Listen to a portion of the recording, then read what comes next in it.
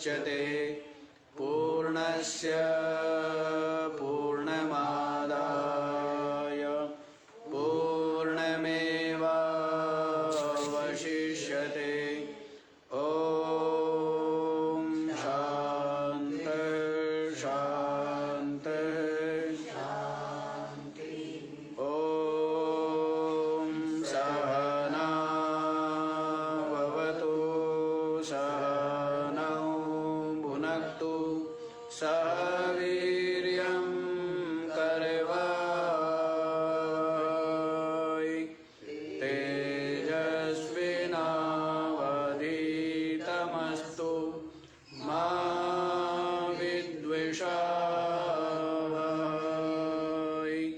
ॐ शान्तिः शान्तिः शान्तिः।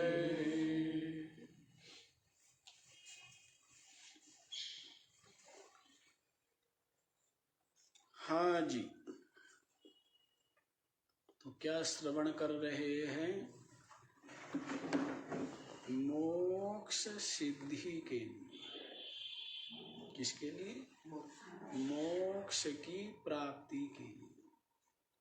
समस्त दुखों से, अनर्थों से, क्लेश से मुक्ति मिल जाए।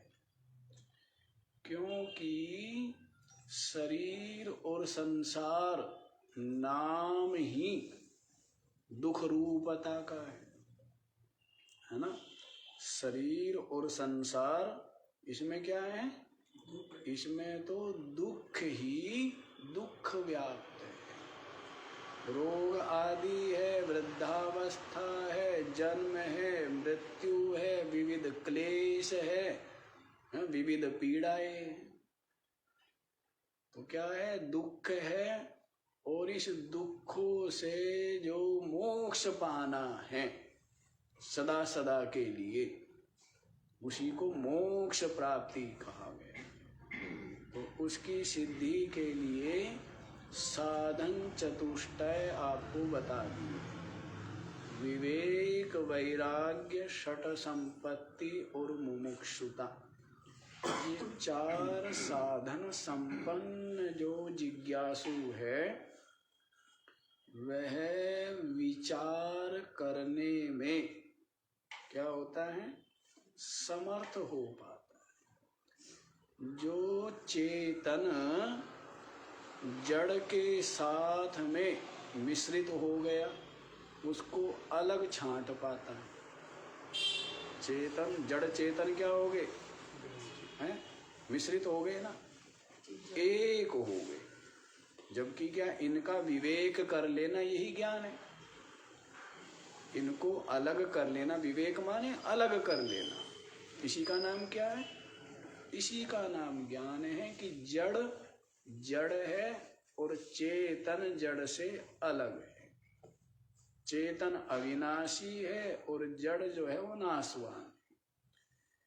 चेतन जो है वो दृष्टा है, जड़ जो है वो दृश्य। और जो जड़ है वो अनित्य है और चेतन जो है वो नित्य है, सच्चिदानंद रूप है। और जड़ जो है वो असत जड़ दुख रूप है। जड़ क्या है? असत जड़ दुख रूप है, अनात्मा। और आत्मा जो है वो सतचिद आनंद रूप है। तो जो साधन चतुष्टय से संपन्न है वो विचार करके अनात्मा में से आत्मा को अलग कर लेता है। और अपनी आत्मा को अलग कर लेना यही क्या है? आत्म प्राप्ति, परमात्म प्राप्ति, मोक्ष प्राप्ति। तो इसके लिए विचार की बात चल रही है कि जो उक्त साधन से युक्त है वही ज्ञान की सिद्धि के लिए और अपना कल्याण करने के लिए क्या करता है? पुरुषेण विचारः कर्तव्य। पुरुष को विचार करना चाहिए। क्या करना चाहिए? विचार करना चाहिए। बिना विचारे केवल कर्म क्रिया करने से कुछ भी अर्थ की सिद्धि नहीं होगी। अब कोई रेत को छानने लगे तो क्या प्राप्त होगा उसको? पेरने लगे तो क्या प्राप्त होगा उसको? विचार आवश्यक है ना। हाँ? विचार पूर्वक कुछ करेंगे तो ही कुछ अर्थ की प्राप्ति होगी। ऐसे ही कुछ भी कर लेना, जैसे बालक निष्प्रयोजन हाथ पैर पीटता रहता है, फेंकता रहता है ना बालक, है? तो उससे क्या अर्थ की सिद्धि होती है? कोई अर्थ की सिद्धि होती है? इसी प्रकार से बिना विचार के पुरुषार्थ करते रहे कुछ भी प्राप्त होने वाला नहीं।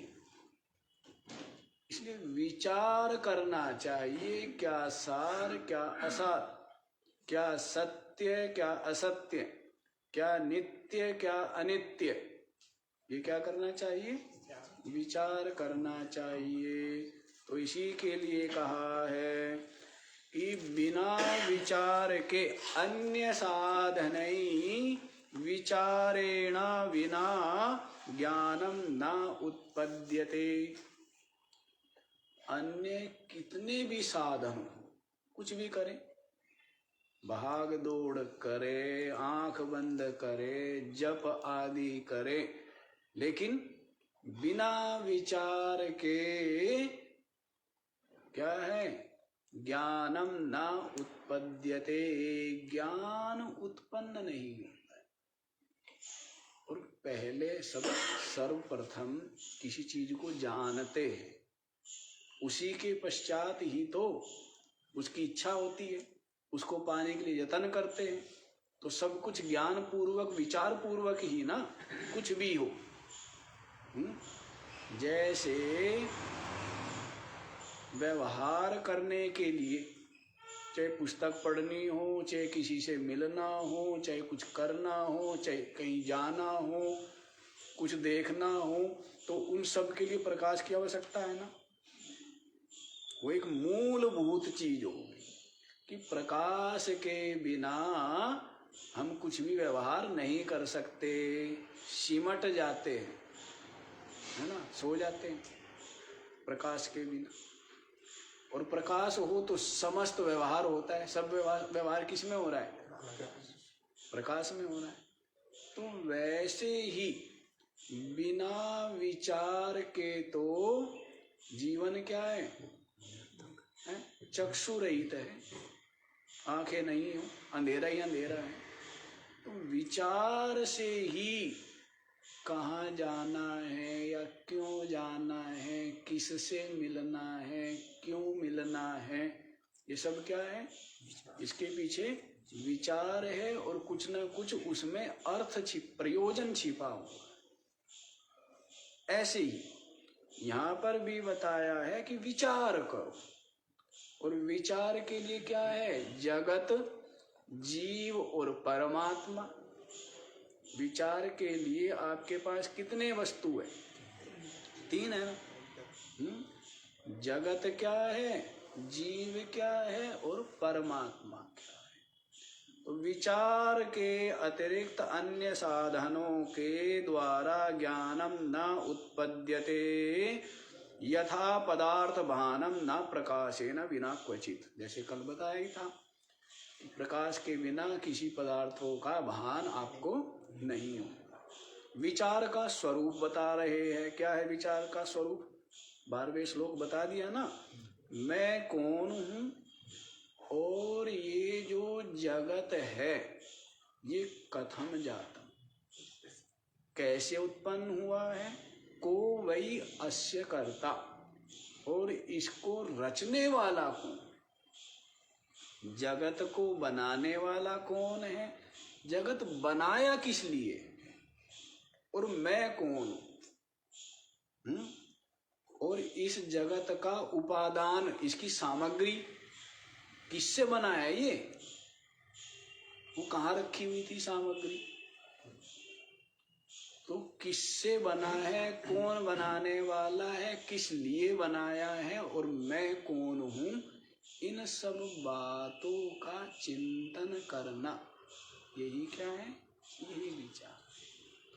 और इस विचार के द्वारा जो घोर अंधकार में आप पड़े हुए हैं, उस घोर अंधकार से निकल करके प्रकाश में आ जाते हैं। और प्रकाश में आ गए तो कहाँ गए, परमात्मा में आ गए। कहाँ गए, क्योंकि परमात्मा क्या है, ज्ञान स्वरूप है ना। परमात्मा क्या है, सत्यम ज्ञानम अनंतम ब्रह्म।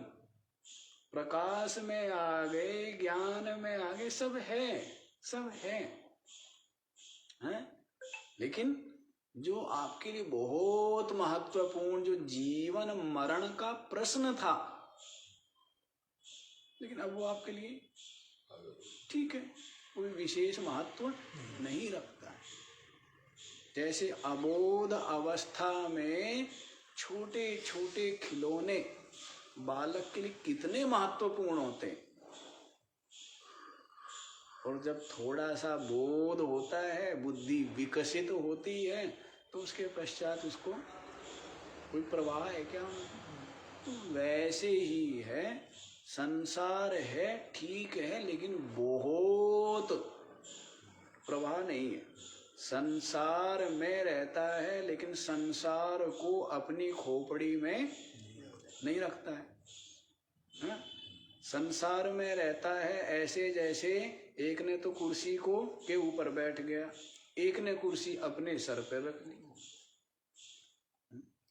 जैसे व्यक्ति गठड़ी लेकर के, गठड़ी जानते हो, नहीं जानते हो? गठड़ी लेकर के बस में या ट्रेन में चढ़ गया, या बस स्टैंड पर प्रतीक्षा कर रहा है, तो दो तरह के लोग होते हैं। एक समझदार होता है, गठड़ी को पटक के और उसके ऊपर, और दूसरा भी एक समझदार होता है, वो क्या करता है, गठड़ी को सर पे रखे रखे प्रतीक्षा कर रहा है ना। तो यही है, समझदार कौन है, जो गठड़ी, तो वैसे ही जिसने समझ लिया तो वो उनके ऊपर बैठता है। वे है बहुत अच्छा, नहीं है तो भी अच्छा।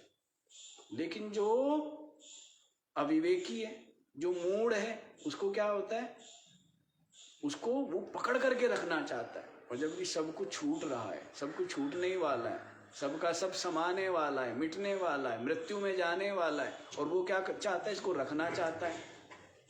इसीलिए निरंतर भय और क्लेश और दुख को ही प्राप्त होता है ना। तो ये भेद है, रहेंगे सब ज्यों के त्यों, लेकिन इनमें जो सत्य बुद्धि, अनेकों बार दृष्टांत दिया है, सत्य बुद्धि सार बुद्धि नहीं रहेगी। रहेंगे जैसे रस्सी में सर्प, जो जान लिया जिसने कि रस्सी है, सर्प नहीं है, उसको भी भासता रहे भले ही, और एक नहीं जानता है, उसको भी भास रहा है, लेकिन दोनों की बुद्धि में भेद है ना। एक को वो क्या लगता है, सत्य है, और दूसरा जानता है केवल भास रहा है नहीं। जो सत्य मान रहा है उसके अंदर भय भी है, क्लेश है, पीड़ा है, दुख है ना। और जो जानता है क्या, दिख रहा है लेकिन, तो वो क्या रहता है, निर्भय और निश्चिंत रहता है। समझ आई बात? तो समझ लीजिए इन्हीं बातों को आप लोग। अब 13वां श्लोक देख लीजिए। नाहं भूतगणो देहो नाहं चाक्षगणस्तथा एतद्विलक्षण कश्चित् विचारः सोऽयमीदृशः न अहं भूतगणः देहः न अहं च अक्षगणः तथा एतद्विलक्षणः कश्चिद् विचारः सः अयम् ईदृशः न अहं भूतगणः दे। भूतों का जो गण है, समुदाय है, संघात है, पंचमहाभूतों का संघात है ना, ये देह आपका। ये जो स्थूल शरीर है ये क्या है? पंचमहाभूतों का क्या है? संघात है। उनके मिश्रण से तैयार किया हुआ भवन है ये महल, ये शरीर। तो कहते हैं ये भूत गणों का संघात, ये देह ना अहम, मैं नहीं, ये शरीर मैं नहीं हूँ। छोटा ज्ञान है, बड़ा ज्ञान है, है ना। और शुरुआत ही यहाँ से कि ये जो हाड़ मांस का पुतला है, जिसको निरंतर मैं और मेरा करता रहता हूँ, है ना, ये स्थूल शरीर मैं नहीं, ऐसा आप मान लो। ऐसा नहीं है, इसको आप समझो और जबरदस्ती स्वीकार करो, ऐसे का भी कोई लाभ नहीं है। समझिए, बिल्कुल स्वस्थ और शांत चित्त हो करके स्वीकार कीजिए। समझ करके जो सत्य है उसको स्वीकार करना चाहिए, नहीं करना चाहिए? समझ करके पहले समझो कि यथार्थ क्या है, सत्य क्या है, वास्तविकता क्या है। तो वास्तविकता यही है कि इस स्थूल शरीर के जन्म से पहले भी मैं था और इसकी मृत्यु के पश्चात भी मैं रहूंगा। यही परम दिव्य ज्ञान श्री कृष्ण महाराज ने अर्जुन को दिया है ना, है? यही ज्ञान तो दिया है। अरे ये आत्मा न हंती, हन्य माने शरीरे, ये जो आत्मा है ये तो न मारने का कर्ता ही है और न उसका कर्म ही है, अर्थात न मारने वाला है और न मरने वाला ही। ऐसा परम दिव्य ज्ञान है ना। नहीं, इतने बड़े बड़े बुद्धिमान वैज्ञानिक, इतने बड़े बड़े दर्शन के आचार्य खोजी, वो भी नहीं समझ पाए। कोई स्वीकार करता है आत्मा का अस्तित्व, कोई नहीं करता है, करते हैं तो विभिन्न रूपों में। लेकिन ऐसा संशय रहित परम दिव्य ज्ञान अर्जुन को श्रीमद् भगवद गीता में श्री कृष्ण ने सुनाया है कि आत्मा तो अविनाशी है, आत्मा तो निष्पाप है, आत्मा तो नित्य मुक्त है? ऐसा दिव्य ज्ञान। उस दिव्य ज्ञान को पा करके तो सारे क्लेश मिट जाते हैं, सारे भय मिट जाते हैं। तो यही समझना है ना, ये दिव्य ज्ञान है कि ये जो स्थूल देह है ये क्या है? ये मैं नहीं, ये जीव भावापन्न होकर के जो मैंने कर्म किए हैं उन कर्मों के फल भोग का ये आयतन है। जीव भाव से युक्त होकर कर्ता भोक्ता भाव लेकर के जो कर्म किए हैं उन कर्मों का फल भोग के लिए क्या है? ये आयतन है, ये स्थान है। और उन कर्मों का फल भोग के लिए ये जो सूक्ष्म शरीर है वो साधन है, मन है ना। ये सब आप लोग सुन चुके हैं। और उन कर्मों का हेतु क्या है? वो अविवेक ही है। कर्मों का हेतु क्या है? शरीर आदि से कर्म होवे, वो तो उपाधि से कर्म होंगे ही, लेकिन उन कर्मों में क्या कर लेना, कर्तापना भोक्तापना कर लेना, उपाधि के साथ में अहमता ममता कर लेना। इसी के कारण से जो कर्म है वो अपने से चिपक जाते हैं, फिर उन कर्मों का फल भोगना पड़ता है। और जिन कर्मों में अपना कर्तृत्व भोक्तृत्व भाव नहीं है, तूफान आया, जहाज पलट दिया, बहुत लोग थे डूब के मर गए, तो आपका उस कर्म में है? और आपने क्या किया, उस जहाज में से एक पेंच निकाल दिया और उसमें पानी भर गया और डूब के मर गए, और उसका फिर आपको क्या रहता है कि बस। तो दोनों घटना तो सेम ही समान ही है, लेकिन जो तूफान के द्वारा हुआ उसमें आपका कोई कर्तृत्व भाव नहीं है, और जहां इसमें क्या हुआ आपका, तो कर्तृत्व भाव होने से फिर भोक्तृत्व भाव भी होता है। ऐसे ही शुभाशुभ जो भी आप कर्म करते हैं शरीर आदि के द्वारा होते हैं। कर्म किसके द्वारा होते हैं? शरीर, इंद्रिया और अंतःकरण के समुदाय से कर्म निष्पन्न होता है। कोई भी कर्म, मन, इंद्रिया और शरीर, ये तीनों के द्वारा क्या होता है, कोई भी कर्म संपन्न होता है। लेकिन इनके साथ में आपका क्या है, अहमता है। इसी कारण से इनके द्वारा उपाधि द्वारा होने वाले जो कर्म हैं उनको आप क्या कहते हो, अहम कर्ता,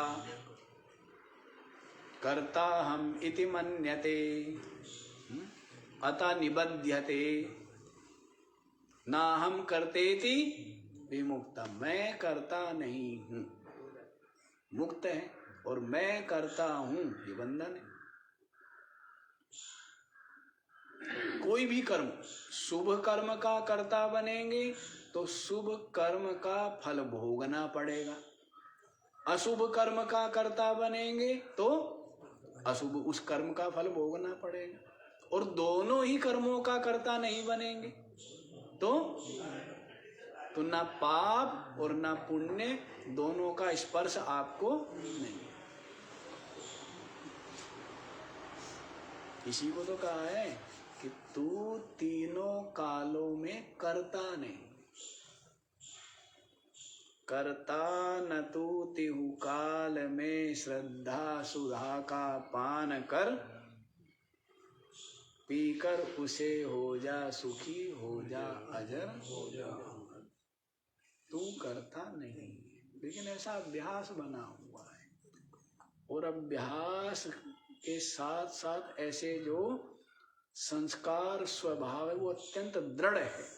तो इनको क्या है, बिल्कुल अलग करना है, बहुत सावधानी से। उपाधि में कर्म होंगे ही, होने भी चाहिए। शरीर कर्म नहीं करेगा तो जल्दी जोड़ क्या हो जाएंगे, मशीन जंग लग जाएंगे, है ना। शरीर अपना कर्म करें, इंद्रियों के द्वारा अपना, आंखों के देखना बंद, सुनना बंद है, तो क्या करो, आंखों पर वो लगा दो, पट्टी बांध दो, कानों में कुछ ठूस दो, ऐसा इसलिए नहीं, यथायोग्य व्यवहार करना चाहिए। अब गाड़ी चलाओ और गाड़ी का लाइट ना हो तो, अंधेरे में बिना लाइट की गाड़ी चलाओगे तो क्या होगा, तो ये क्या है, लाइटें है ना ये, तो ये नहीं तो कहाँ गाड़ी कहाँ जाएगी, खड्डे में गिर जाएगी, नहीं। तो वो तो होने चाहिए, आंखों से देखो, देखने के लिए ही है। कान क्या है, भद्रम करने भी, हाँ, भद्रम पश्येम अक्षभिर्यजत्रा, आंखों से हम अच्छा देखें जिससे हमें कल्याण के पथ पर बढ़े, कानों से हम अच्छा सुने जिससे हम कल्याण के पथ पर आगे।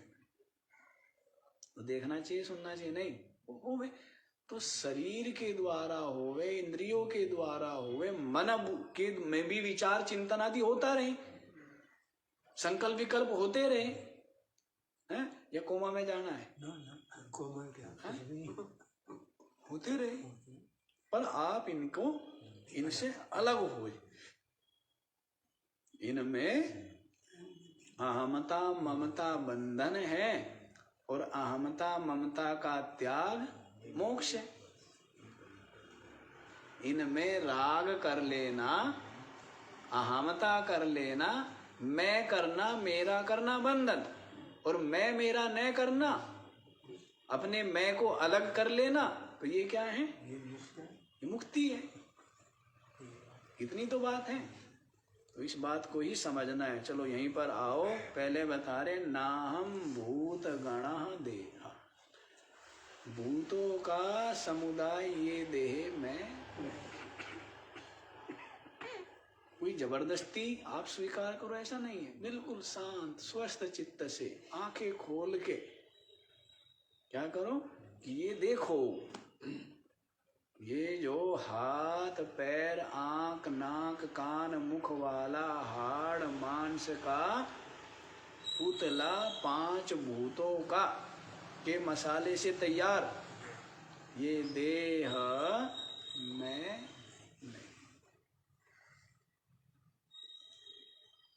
कुछ गले से नीचे उतर रही है, हैं? या कह जी कह निकल ही जाती है, हैं? उतरने से पहले कहना पहले ही बाहर निकल जाती है। ये उतर जाए कि ये देह में नहीं। फिर नाहम अचाक्ष गणस तथा, और मैं जो ये चक्षुरादि इंद्रिया है ना, इनका जो समुदाय है, क्या है ये? 10 इंद्रिया एक मन। ये जो इंद्रिय समुदाय है ये भी ना अहम, ये भी मैं नहीं है। मनोबुद्ध्यहंकार चित्तानि नाहम, न च श्रोत्र जिह्वे न च घ्राण नेत्रे, न च व्योम भूमि न तेजो न वायु, चिदानंद रूप। देखो आपका जो भाग्य है ना, देवता भी सराहते होंगे नहीं? क्या कौन सी कक्षा? ब्रह्म विद्या। हैं? कौन सी विद्या? ब्रह्म ज्ञान। यूं मुक्त कर देता है। ये तो ऐसा है, हैं? जैसे सरकार करती है ना, दूरी कम करने के लिए गुफाएं बनाती है कि वैसे घूम के आना पड़ेगा 100 किलोमीटर गाड़ी, और वैसे टनल बना दी जाती है कि 10 किलोमीटर में ही। तो ये जो ब्रह्म विद्या है ना, ये तो ऐसा है कि जैसे कई लोक परलोक युग युगांतरों तक भटके परिक्रमा करे तब भी जाके घर नहीं पहुंचता। और यहाँ तो क्या करते हैं, यूं तिल हटाया, तिल बोलते हैं ना, साहिब मिल गए तिल बोल ले। तिल होता है ना छोटा सा, तिल के पीछे परमात्मा छिपा हुआ है। छिप सकता है क्या? है? लेकिन वो तिल यदि आपकी आंखों पे हो तो छिप जाता है ना? नहीं, आंखों पे तो इतना सा ढक दो तो भी सारा कुछ छिप जाता है। तो वैसे तिल के पीछे परमात्मा है। तिल को हटाने में क्या लगता है? तो ब्रह्म विद्या ऐसी है, यूं हटाया मिल गया। कौन मिल गया? भगवान मिल गया। जिस भगवान को जन्म जन्मांतरों से युग युगांतरों से हैं और लोक परलोकों में खोजा, लोक परलोकों में गया, किसको पाने के लिए? परमात्मा को पाने के लिए गया ना। परमात्मा मिल जाएगा। लेकिन वो परमात्मा जो नहीं मिला वो क्या है? ये ब्रह्म विद्या क्यों यूं मिला देती है। इसीलिए तो बताओ। हाँ जी, समझ आया है? तो इस तरह ये जो ब्रह्म ज्ञान है ना, समझ गए जी?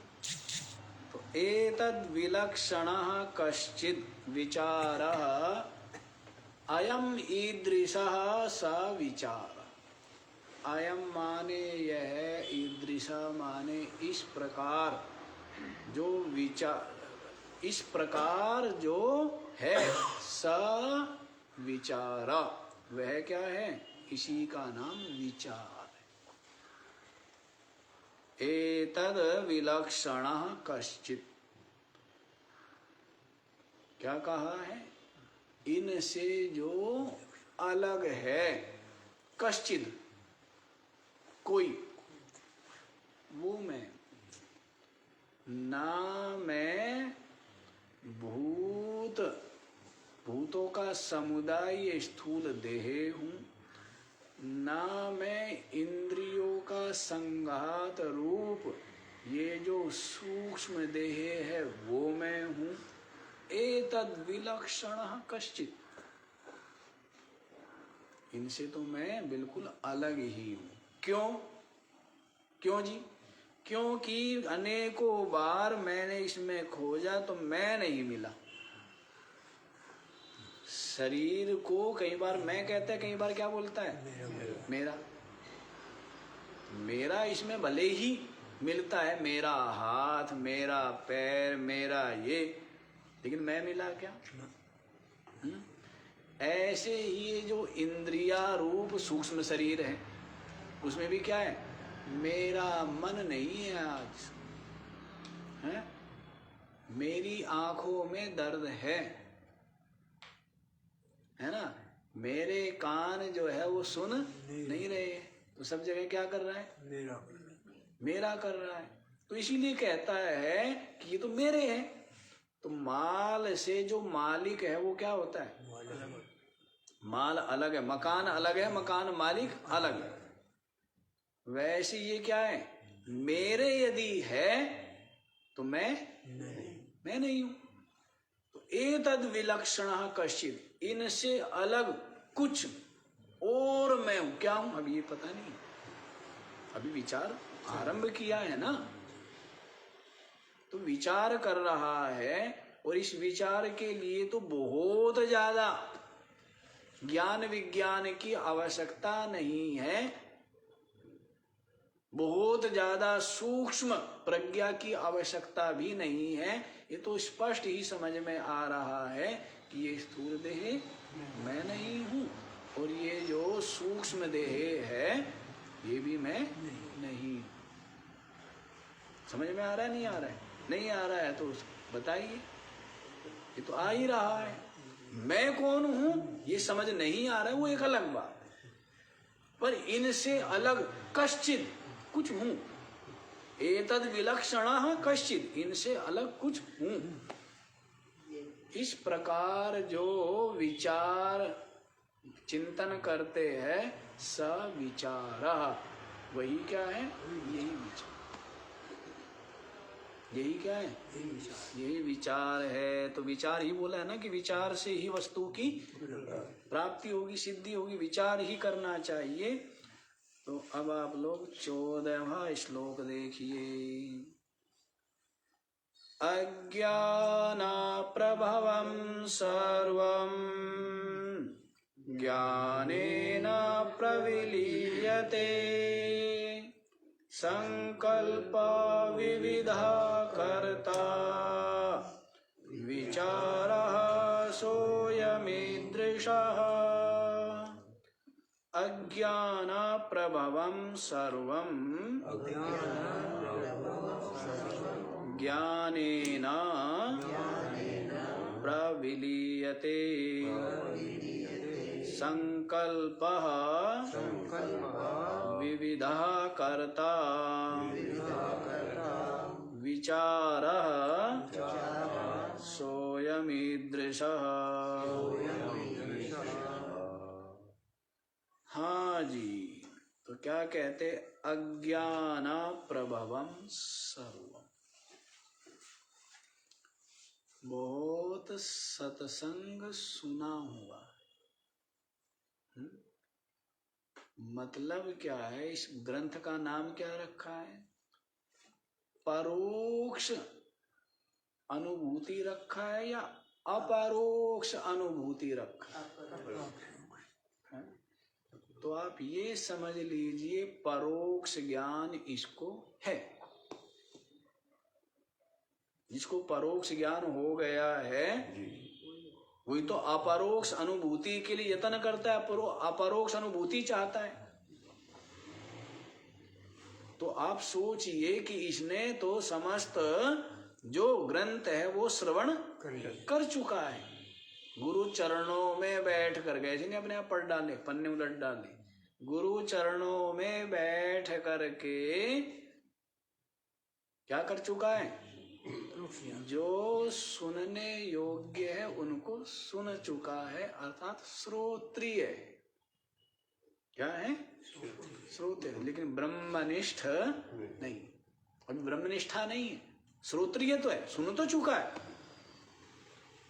श्रुति को जो सुन चुका है वो श्रोत्रिय।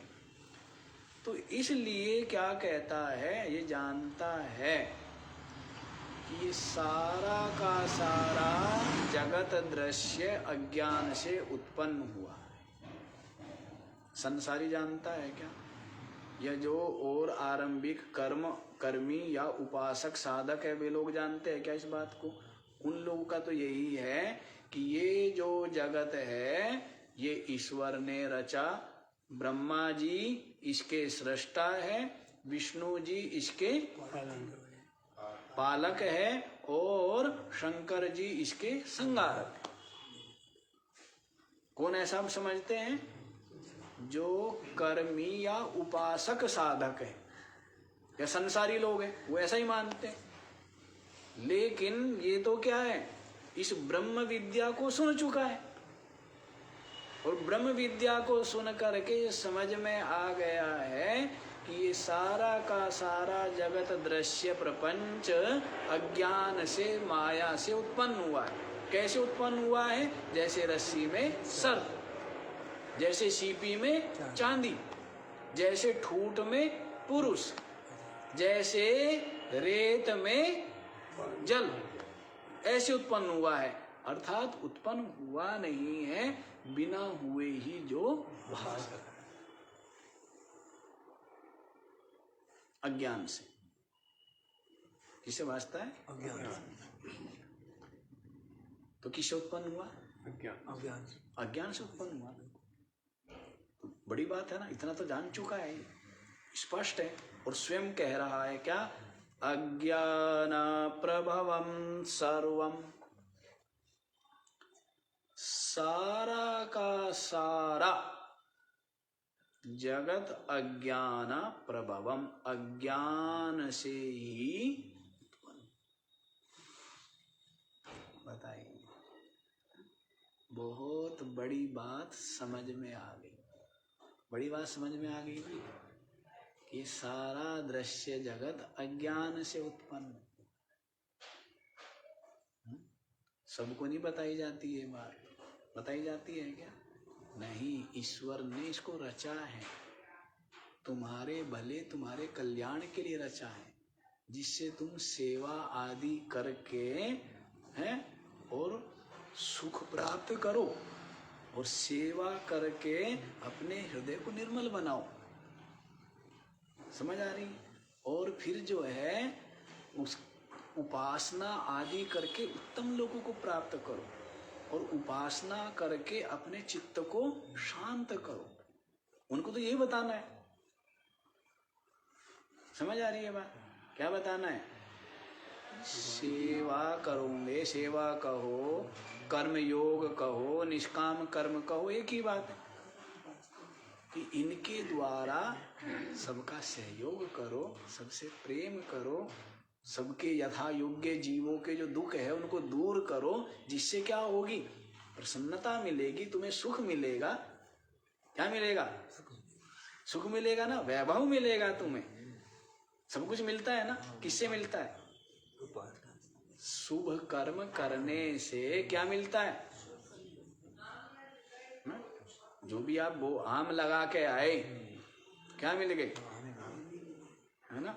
तो शुभ कर्म करोगे तो क्या मिलेगा? मिलेगा ना, सुख, समृद्धि, ऐश्वर्य।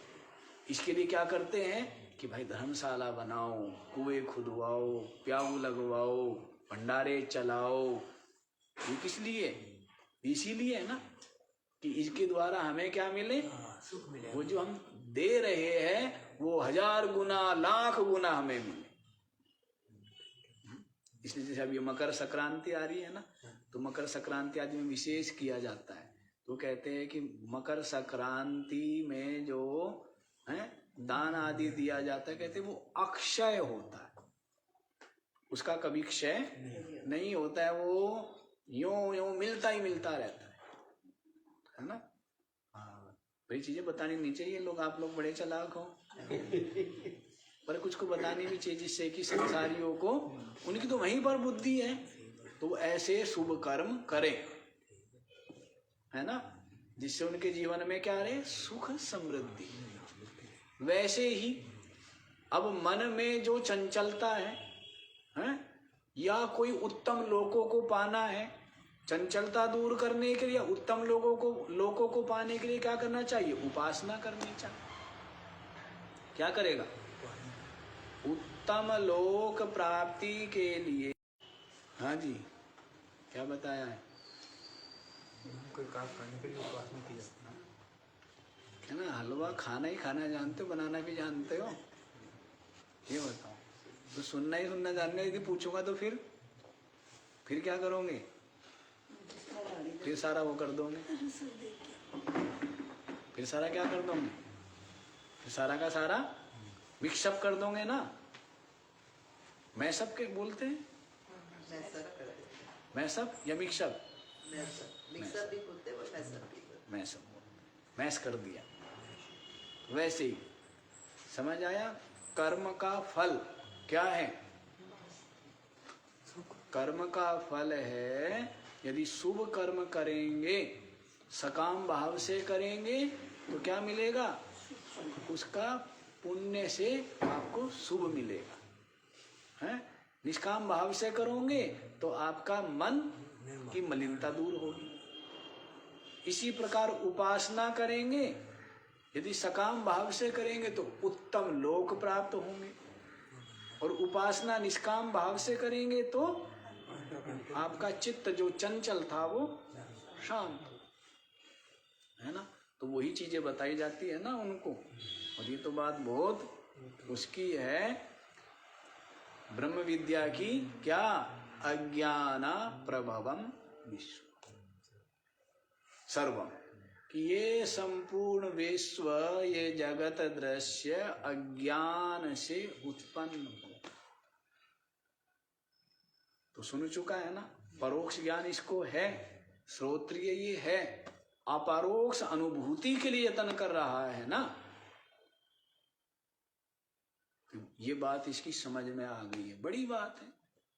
लेकिन जिसकी जैसी स्थिति हो उसको वैसा ही बताया जाता। संसारियों को बताने मत चले जाना, उनको तो कहना नहीं ईश्वर ने रचा है, ठीक है ना। ब्रह्मा विष्णु शिव विविध, ये तीनों शक्ति इसकी जगत की व्यवस्था के लिए है ना। और इसलिए क्या क्या करो? सत्कर्म करो, शुभ कर्म करो, वो तो सदा ही करने चाहिए। तो गीता जी में कह दिया है कि क्या? यज्ञ दान तपा कर्म ना त्याज्यम कार्यमेव, तो वो तो सदा ही करने चाहिए, हैं? सदा ही लाभ ही है ना, नहीं लाभ भाई? ज्ञान से पहले भी और विचार काल में भी और ज्ञान के पश्चात भी जल क्या बुझाता है? प्यास बुझाएगा ना? नहीं। तो जल को पीना या जल को पिलाना ये तो करना ही चाहिए। ऐसे ही भूख लगी है शरीर को, तो ज्ञान से पहले भी, चिंतन के समय में भी और ज्ञान के पश्चात भी भोजन ही क्या करेगा? भूख मिटाएगा। तो इसलिए भोजन तो खाना और खिलाना चाहिए ही, ये इसका त्याग करना चाहिए। ये तो कभी भी त्याग करने वाली बात है ही नहीं, यह है त्याग करने वाली बात। तो वैसे ही जो शुभ कर्म है, सत्कर्म है, तो करने ही चाहिए, हो जाए तो अच्छा ही है। जिससे जीवों के कष्ट दूर हो तो ठीक ही है। ऐसे ही उपासना आदि भी हो तो उससे क्या होता है? ऐसा होता है उपासना सत्संग ये सब चीजें तो साधक के लिए ऐसा है जैसे घी पी लिया, है ना। सब्जी भोजन कर रहे थे, ठीक है, ठीक था, और उसमें सब्जी में घी डाल दिया तो हाँ जी क्या हुआ? स्वाद नहीं, भोजन था तो घी डालते तो फिर सर्पी समझा नहीं थे। जो करे घ्यो न करे माँ के न प्यो। सेठ जी जानते हैं जो काम करेगा घी वो माँ या पिताजी नहीं करेंगे। घी की महिमा है। घी की बड़ी महिमा है नहीं। आयुर्वेद घृतम यहाँ तक बोल दिया है, आयु कह दिया है घी को, तो घी तो साक्षात आयु है, लेकिन किसके लिए? पुरुषार्थी के लिए। अब निठल्ला आदमी घी खाएगा तो वो उसकी उम्र को खा जाएगा घी, हैं? कहेगा ब्लॉकेज हो गई हैं, और पता नहीं क्या क्या होगी, कोलेस्ट्रॉल हो गया हैं, फैटी लीवर हो गया, और भी कई चीजें हो जाती है ना। और पुरुषार्थी के लिए वही घी क्या है? अब अग्नि हवन में अग्नि धधक रही हो खूब तो घी डालेंगे तो क्या होगा? और अग्नि मर रही थी, उसके ऊपर घी का कटोरा डाल दिया भर के, तो क्या हो गया? तो अग्नि को बढ़ाता भी है और अग्नि का नाश भी कर देता है। तो देख के ही खाना चाहिए। जो अग्नि है ना अंदर पेट में, ज्यादा खाओगे तो हाँ उस अग्नि को नाश कर देगा। और हिसाब से डालो थोड़ा थोड़ा थोड़ा थोड़ा, तो उसको क्या मिलेगा? ठीक है ना, ये भी विज्ञान है। हाँ अच्छा चलो यहीं पर देखो, क्या समझ आ रहा है ना ये बात। तो अज्ञान प्रभवम विश्वम, समय भी बता दिया करो भाई, क्योंकि यहाँ सामने घड़ी नहीं है। हाँ। अज्ञान से सब उत्पन्न हुआ है, ज्ञानेन प्रविलीयते। ज्ञान से क्या हो जाता है? लय हो जाता है। जैसे रस्सी के ज्ञान से सर्प विलय हो, जैसे ठूठ के ज्ञान से चोर अदृश्य हो गया है, सीपी के ज्ञान से चांदी लोप हो गया है। ऐसे ही जो रेत है, किरणें हैं, उनके ज्ञान से क्या हो गया? जो जल का सरोवर भास रहा था वो क्या हो गया? विलय हो गया। इसी प्रकार से आत्मा के ज्ञान से क्या हो जाता है? ये जगत दृश्य प्रविलीयते, विलय। फिर क्या जी? भासता नहीं है, भासता है जब तक प्रारब्ध है, लेकिन सत्यवत नहीं। कैसा भासता है? मिथ्या प्रतीति। जैसे रस्सी को आपने जान लिया, उसके पश्चात भी वो सर्पाकार रूप में पड़ी है, तो आपको भासती है कि क्या है? देख, लगता तो भाई सांप की तरह, पर अब उस सांप से आप कोई भय रह गया क्या? ये भी। तो फिर कोई भय, फिर कोई बंधन नहीं है। तो उसके लिए तो कहा है नंदति नंदति नंदत्य। वो क्या है? वो तो आनंद में ही प्रतिष्ठित रहता है, विराजमान। स्पष्ट हो गया ये वाला। संकल्प विविधा कर्ता विचार सोयमीदृशा। विविध जो संकल्प है, विविध संकल्प जिसकी उपस्थिति से क्या हो रहे हैं? होते हैं, उसको जो जानने वाला है वो कौन है? वो ये जो मन है, होता है ना, जैसे कुत्ता होता है ना, कुत्ता वो अकेला हो तो बाहर के जो कुत्ते उनसे डरता है वो, हैं? और जब वही कुत्ता मालिक के साथ हो तो क्यों जी? फिर कैसा होता है? फिर तो वो अपने आप में ताकतवर अनुभव करता है। तो वैसे ये जो मन है ना, है, सदाई क्या बना रहता है? हैं? भीगी बिल्ली, सदाई डर, सदाई भय, सदाई बंधन।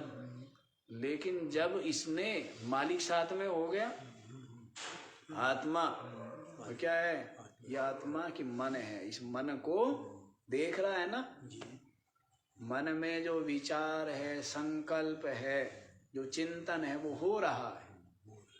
तो इसका जिसकी सत्ता से, जिसकी कृपा से, जिसकी उपस्थिति से वो जो आत्मा है वो इनसे अलग है।